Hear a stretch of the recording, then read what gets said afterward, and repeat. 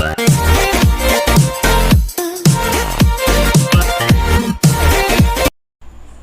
Dear student, welcome to our channel PKP. आज की class में विषय है विज्ञान आपका कक्षा 7 स्टूडेंट्स के लिए। कार्यपत्रक संख्या है आपका 3 और दिनांक है 20 जुलाई। तो प्यारे बच्चों, आज के दिन हम डिस्कस करेंगे आपसे कि भौतिक और रासायनिक परिवर्तन क्या होता है। हम अपने डेली लाइफ में देखते हैं कोई चीज़ों में कुछ नई वस्तुएं बन जाती हैं। कभी कभी हम किसी ऐसी चीज़ों को रिसर्च करते हैं जिसमें कोई नई वस्तु नहीं बनती है। जैसे हमने देखा है कि दूध से दही का बनना, ठीक है, लेकिन पेपर का जलना भी हमने देखा है, बर्फ़ का पिघलना भी हमने देखा है। तो जो ये सब चीज़ें देखते हैं, ये कैसे परिवर्तन होते हैं, क्या कहलाते हैं, आज हम इन्हीं को ही सीखेंगे। हम अपने दैनिक जीवन में कई ऐसी घटनाएं देखते हैं जहां विभिन्न वस्तुओं के आकृति, आकार, रंग आदि में परिवर्तन होता है। वह परिवर्तन जिसमें नई वस्तु नहीं बनती भौतिक परिवर्तन कहलाता है। वह परिवर्तन जिसमें सदैव एक नई वस्तु का निर्माण होता है रासायनिक परिवर्तन कहलाता है। निम्नलिखित परिवर्तनों को ध्यान से देखिए। जैसे आपके पास कुछ ऑप्शंस दिए हुए हैं: पेंसिल का टूटना, कागज़ का जलना, पौधे का बढ़ना, दही का जमना, बर्फ़ का पिघलना, लोहे में जंग का लगना। तो इसमें कौन से भौतिक परिवर्तन हैं और कौन से रासायनिक परिवर्तन हैं, ये बताने हैं। जैसे इन्होंने एक एग्जाम्पल दे दिया कि पेंसिल का टूटना भौतिक परिवर्तन है, जबकि पेपर का जलना रासायनिक परिवर्तन है। पेपर मतलब कागज़ का जलना, ठीक है।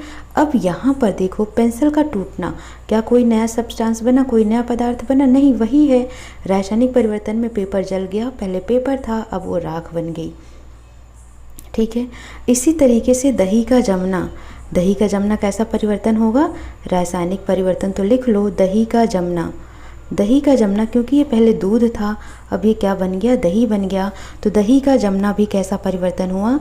रासायनिक परिवर्तन हुआ। लोहे में जंग का लगना, तो लोहा पहले कैसा था? एक मेटल था, धातु थी, अब उसके ऊपर एक भूरे रंग की परत चढ़ गई। तो यहाँ पर आप लिखेंगे रासायनिक परिवर्तन में लोहे में जंग का लगना, ठीक है। तो यहीं पर हम नोट कर लेंगे लोहे में जंग का लगना। लोहे में जंग का लगना कौन सा परिवर्तन हुआ? तो ये हुआ रासायनिक परिवर्तन। दही का जमना, लोहे में जंग का लगना, पेपर का जलना, क्या है ये है रासायनिक परिवर्तन, ठीक। बच्चे हमारे पास क्या? पौधे का बढ़ना, पौधा बढ़ रहा है, लेकिन है क्या? ये पौधा ही है। और बर्फ़ का पिघलना, ठीक है। तो ये दोनों कैसे परिवर्तन हुए? भौतिक परिवर्तन हुए। बर्फ़ पिघल गई, पानी बन गया, लेकिन पानी फिर से बर्फ़ बन सकता है, ठीक है। यानी कि इसमें परिवर्तन हो सकता है। जो भौतिक परिवर्तन होता है, इसमें परिवर्तन देखने को मिल सकता है, मतलब रिवर्स प्रोसेस हो सकता है। जैसे कि पानी से बर्फ़ बना है, तो बर्फ़ से फिर पानी बन सकता है। लेकिन रासायनिक परिवर्तन में यह प्रक्रिया उल्टी नहीं हो सकती है। जैसे दूध से दही बन गया, लेकिन फिर दही से दूध नहीं बन सकता है। तो पेंसिल का टूटना, पौधे का बढ़ना और बर्फ़ का पिघलना, प्यारे बच्चों, ये हम किस में लिखेंगे? भौतिक परिवर्तन में। कागज़ का जलना, दही का जमना और लोहे में जंग का लगना, ये किस में लिखेंगे?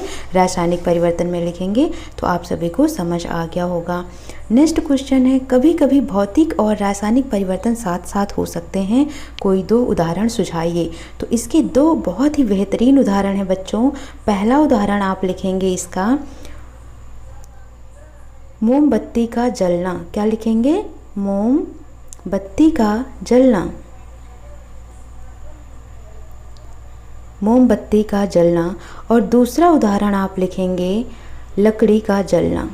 लकड़ी का जलना, ठीक है। तो ये दोनों एक ऐसे परिवर्तन हैं जिसमें भौतिक परिवर्तन और रासायनिक परिवर्तन एक साथ होते हैं। मोमबत्ती का जलना, तो जो मोमबत्ती है उसका वैक्स पिघल रहा है, तो वो जो वैक्स पिघल रहा है वो क्या हो गया? भौतिक परिवर्तन हुआ।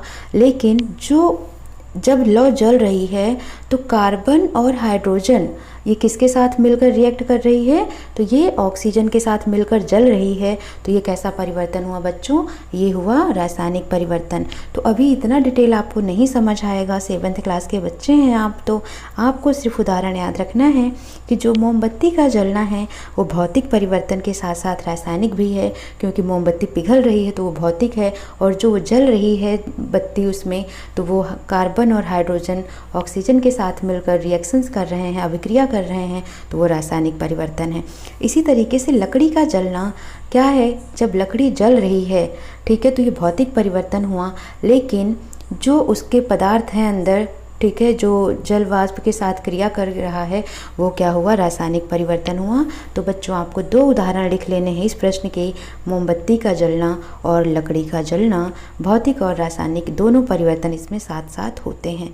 तो प्यारे बच्चों आपको समझ आ गया होगा, तो वीडियो को लाइक शेयर सब्सक्राइब जरूर कर दें। सारी वीडियोज़ के वर्कशीट आपको मिलते रहेंगे। सो मिलते हैं नेक्स्ट सेशन में। Thank you for watching.